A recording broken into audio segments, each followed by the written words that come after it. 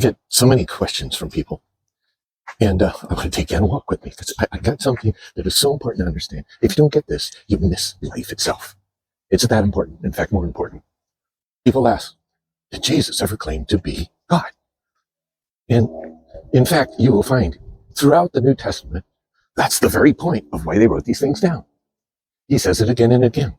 But you know what? People can say things and they're crazy. And he's addressing that. Let's pick it up in John 10.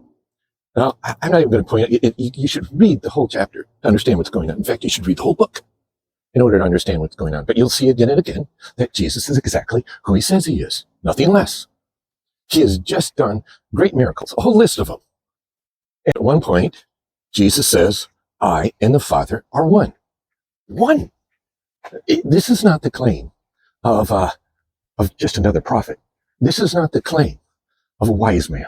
He would be crazy if he was making that claim. People are crazy, and they do claim crazy things, but there's backup to the power that Jesus has. He's healing people left and right. In fact, just a number of verses before this, you'll have to look and read the whole thing, but a number of verses before this, a blind man is healed. Blind from birth. It wasn't just some little cataract that happened or some little problem that was temporary. This was a permanent, he was broken kind of thing. No one does this. There's no one in history who does this. And yet if you follow Jesus in the events that occurred in just the book of John, he is doing more than all the prophets in all of history ever put together, and a lot more than that. And he says, I and the Father are one. Do you get that? Do you understand? Well, maybe there's a problem with the language. And he asks, what are you stoning me for? He looks, where's your justification? What reason are you telling me that I'm wrong?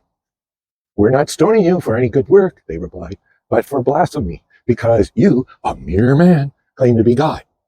If a mere man makes this claim, they're pretty much right on this.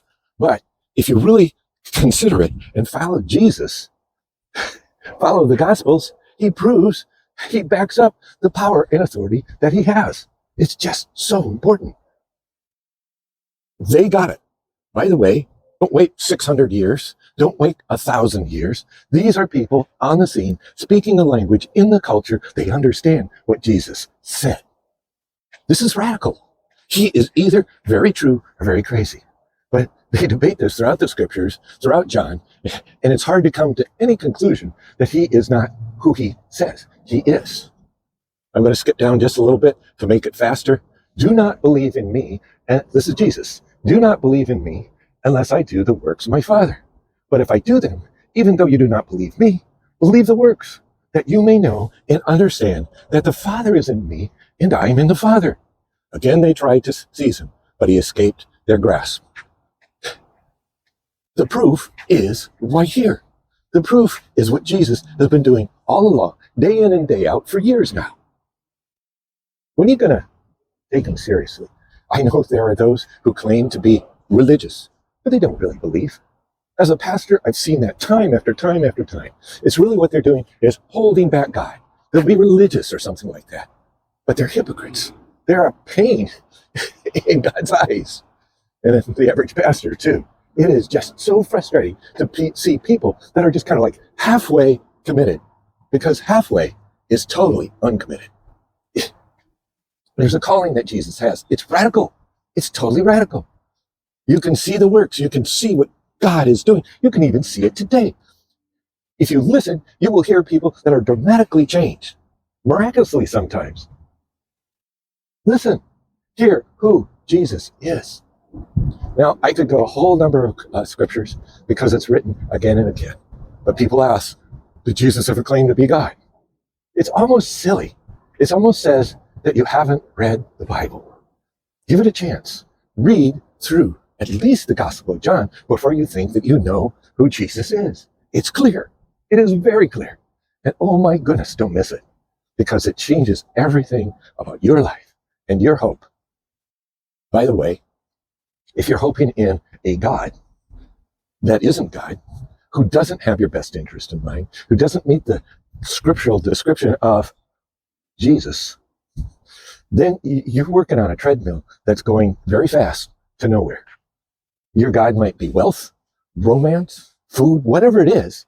We replace the real God with something else.